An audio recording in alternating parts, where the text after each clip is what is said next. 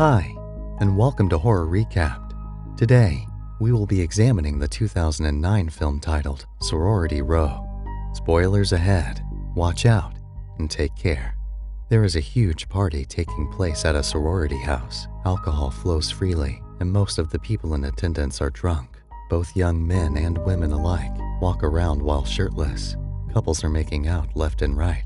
Music blasts through the crowded house. In a private room, off to the side, the house mother is making herself a drink in her robe. Two rowdy boys burst in from the party, and she shoos them away. Ellie is gratefully pulled away from a conversation with a boy by her sorority sisters. They gather in one of the bedrooms to take shots, celebrating their final year of college. Ellie notices that one of the sisters, Megan, is missing. The other girls reassure her. They pull out a laptop and show her footage of Megan and her former boyfriend making out on a bed in a nearby room. Only, Megan doesn't seem to be moving. The girls explain that they gave Garrett some roofies to help relax Megan. Ellie is horrified, and as they watch the footage, Megan begins foaming at the mouth and vomiting. The girls burst out of the bedroom and meet a panicked Garrett in the hallway. He scrambles to explain what's happening, and the girls chastise him for giving her several of the pills instead of just one. Garrett leaves the room, and they all start snickering. Megan opens her eyes. The girls explain to Ellie that they were playing a prank on Garrett to get back at him for cheating on Megan, that they're going to convince him that he killed her. The pills they had given him were just vitamins. Garrett re-enters, and the girls insist on getting Megan into the car and to the nearest hospital. As they drive, the girls pretend that Megan has died in their arms. Garrett's panicking escalates as he attempts to call the police, but he has no service. The girls pretend to debate on what to do with the body, since they don't want to get caught. Jessica suggests they take her to a nearby mine to figure out what to do. They pull into the lot and drag Megan out of the car and lay her on some blankets on the ground. To torment Garrett, they suggest chopping her body into tiny pieces to dispose of it and puncturing her lungs so that the remaining air inside of them doesn't allow her body to float to the surface. Megan pulls out her phone and sets the phone up next to her to record the prank while Garrett isn't looking. When the girls turn their backs, Garrett grabs a tire iron from the car and plunges it into Megan's chest, actually killing her. The girls begin to panic, explaining to Garrett that she wasn't actually dead and that they were just playing a joke on him. He becomes ridden with guilt and is inconsolable. The girls begin to debate what to do with the body. They still have no service. They are reluctant to get the authorities involved regardless. Cass wants to tell the police. Jessica wants to cover it up and manipulates the girls into agreeing that everything will be a lot simpler if they just get rid of the body instead of having the murder on record. They outvote Cass and wrap Megan's body in blankets and drag her over to a well. They push her body over the ledge and tell Cass if she ever tries to tell anyone about this, the girls will all say that Cass was responsible for the death. Bullied into silence, they leave the mine to wash themselves of Megan's blood and return to the party. 8 months down the road, the girls are all celebrating their graduation, all except Cass, who declines the invitation to celebrate with them in their gowns and share champagne. At the sorority house, toasts are being made, and some of the girls think they spot Megan walking through the crowd and start screaming. Jessica quickly shuts down the scene and brings the girls inside. Jessica angrily explains that the girl they saw in the crowd was Maggie, Megan's sister.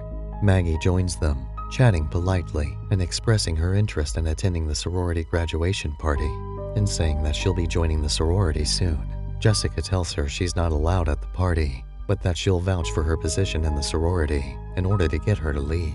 Some of their boyfriends join them, and they make plans for the party, instructing the boys to start getting the house ready for it. After the boys leave, the girls all get texts at the same time, a photo of the bloody tire iron that killed Megan, leading them to panic. Later, Cass tells her boyfriend in confidence that she doesn't want to go to the party. She hasn't been close with the rest of the girls since Megan's disappearance, and she doesn't enjoy spending time with them anymore. She begs Andy to come with her, just for the beginning of the party, and she promises to tell him everything that night. The house mother of the sorority holds a little ceremony to say goodbye to all the seniors, giving them bracelets and free run of the house for the night. While the girls start getting the house ready for the party, Chugs leaves to get some medication from her doctor, who she says makes her do sexual favors for him in exchange for the meds. When she gets to his house, he's handcuffed to the bed and asks her to join. She goes to freshen up, leaving him for a moment. While he waits for her, a mysterious figure enters the house and makes its way to the doctor's bedroom. He frantically reaches for the key to the handcuffs on the bedside table, but he isn't able to reach them in time, and the figure spears him with a tire iron, the same one that killed Megan. When Chugs returns from the bathroom, she finds the doctor's bed empty. She roams through his home and eventually settles down on the sofa, laying on her back and finishing a wine cooler. While the bottle is still to her lips, the killer comes up to her and slams it down her throat, bashing it in with a tire iron. Jessica arrives at a restaurant to meet up with her boyfriend, Kyle, and his father. Kyle is late, so it's just the two of them. Kyle's father makes it clear to Jessica that he is in a very high political position and that he doesn't want Jessica causing him or his son any trouble. She assures him that she has nothing to hide and won't give him any trouble. Later, in the sorority's senior shower room, Claire and Jessica discuss what happened to Megan, and Jessica warns her not to tell anyone. Unknown to them, another girl is hiding in one of the showers and overhears them. She doesn't move until she hears Jessica and Claire leave, but after they do, all the showers start turning on with no one inside. While she investigates the empty stalls, the same killer in a black hooded graduation gown sneaks up behind her and stabs her with a tire iron until she dies. Ellie is instructed to get some more drinks from the basement, and she does so alone. She brings a flashlight, but it dies when she thinks she hears someone else down there with her. She walks over to a light bulb hanging from the ceiling and switches it on, giving her a perfect view of the tattered, dirty coat they had buried Megan in. She runs back upstairs to tell the rest of the girls. They try to get a hold of Chugs to see what's taking her so long at her appointment, but she won't answer the phone. The party gets started, and the sorority house is packed full of seniors. While Claire and her boyfriend Mickey dance, Claire asks for a little space. He's being too handsy, and she's not in the mood. They get into an argument, and he declares that he can have any woman he wants at the party. She breaks up with him and storms out of the room, leaving him alone to immediately start dancing and flirting with other women. Later, Mickey sees Ellie catch him flirting with other women, and he goes into the house to look for her, presumably to stop her from telling Claire. The hooded figure meets him instead, attacking him and breaking his legs. He tries to climb his escape through the wall, but the figure pins him there and stabs him through the wall with a tire iron, leaving his legs hanging out. Unfortunately, Ellie gets an excellent view of this. Ellie makes a mad dash through the party, screaming, and the rest of the girls follow her to try to calm her down. Jessica demands to know why she's so upset, but Ellie is so traumatized she isn't able to get the words out. Impatient, Jessica insists that if she won't tell them what she saw, she has to show them. Ellie takes them to Mickey's body. They all get a text from Megan's phone with a video of Garrett stabbing Megan to death. They must meet her at the mine, where the video goes public. Cass catches up with her boyfriend at the party and begs him to go ahead and leave for his parents' house, that she'll catch up with him and she'll explain everything to him later. The girls speed off, almost hitting Maggie as they rush to the mine.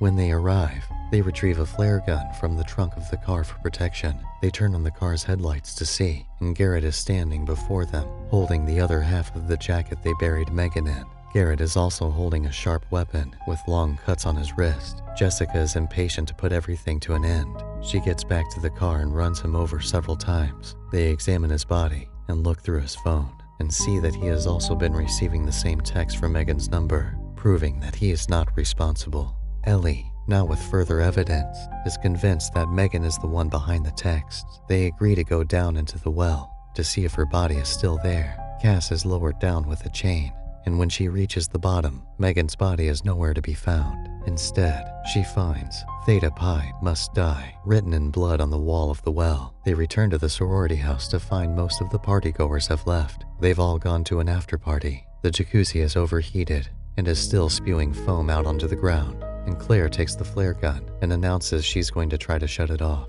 Unable to get the buttons to work, she follows the cord and wades through the suds to try to find the source. Jessica goes through the house looking for Kyle, shutting off the loud party music that's still playing over the speakers. The girls receive a text from Chug's phone, letting them know that she won't be able to make it to the party because she's dead. Claire bursts through part of a window pane, screaming, begging for help. She has part of the cord tied around her ankle, and it drags her away, back into the suds. Cass decides to go after her, wading through the suds, unable to see anything until the flare gun goes off. She follows the light only to find Claire's body on the ground, with the flare gone off inside her mouth. Cass returns to the house and they begin trying to barricade themselves in. Jessica finds Maggie half naked in her bed, and Maggie tells her that she just finished sleeping with Kyle. She lets Jessica know that she's aware that Jessica had slept with Megan's boyfriend when she was still alive.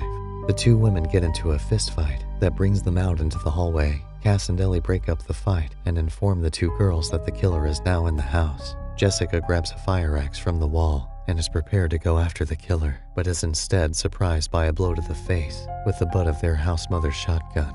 Jessica admits in front of Maggie and the house mother that they killed Megan. The house mother tells them to go hide in Jessica's room while she takes care of the killer in the house. Jessica admits to also telling Kyle about what happened. Maggie overhears that Ellie thinks the figure in the black hooded graduation gown is Megan, who is still alive and looking for revenge. And when she hears the house mother downstairs fire the gun, she decides to go and look for her sister. Jessica and Cass decide to make a run for it and tell Ellie to stay put. The house mother follows the killer through the house, shooting several rounds at him. She ultimately runs out of ammo and is killed. Maggie finds the hooded figure and tries to go to it, hoping it's her sister.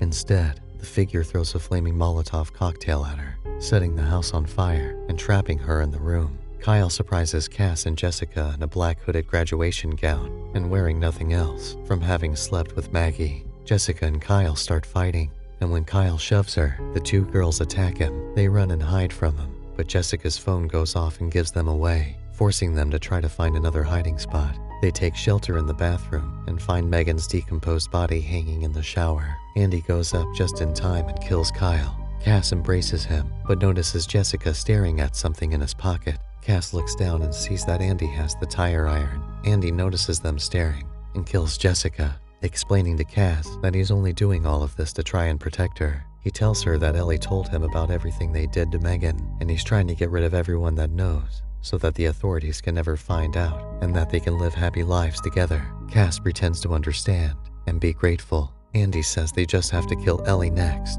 and they'll be done. Cass tells him that she's hiding in the basement, and for him to go get her while she makes a run for it. To try to get out of the fire, they both take off in different directions. Cass goes up to Jessica's room, where Ellie is still hiding, but Andy soon finds them. Cass attacks him. She and Ellie run off to the living room, where they find Maggie trapped by the fire. Andy catches up with them, and a fight ensues. Cass gets trapped in the crumbling floor, and just as Andy is about to kill her, Ellie shoots him, killing him. Ellie tells Maggie how to get out of the fire, and they all leave the house as fire trucks pull up to the building. 15 months later, during Rush Week, Maggie is a part of the sorority, and they welcome the new members as gardeners do work on the lawn. One of the workers has scars on his wrists, matching the marks Garrett had made on himself. And that's the end of this recap. If you enjoyed it, please leave a like and subscribe to the channel so you don't miss out on any of our other horror film recaps. Thanks for watching.